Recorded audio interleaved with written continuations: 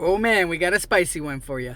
This BC landlord who evicted his tenants so he and his son could move into the unit spent 2.5 months replacing carpet before moving in. Like I said, the purpose of the eviction was to allow him and his son to move into the apartment, which is allowed under the BC Residential Tenancy Act. A landlord can issue a notice to end tenancy if they or a close family member intend to occupy the unit. The law requires the landlord to act in good faith and to live in the home for a specified minimum period before renting it out again to somebody else.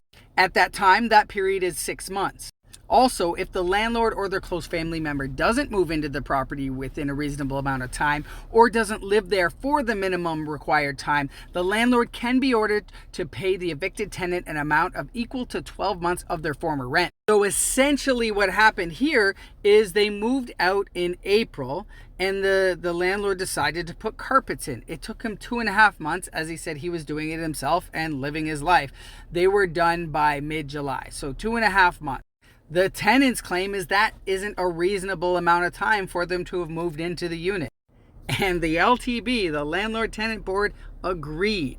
And so they had to pay that previous tenant $36,000. Now, please understand, they weren't doing this in bad faith. They actually moved into the unit. So, let me know your thoughts below, and I'm sure there's going to be lots of them. Do you think it's fair that that landlord should have to pay $36,000 to a former tenant who has already moved out when they did what they were supposed to do and move into the unit? It took them only 2.5 months. Or is this crazy to have to pay $36,000 because you took 2.5 months to put carpet in? Let me know below.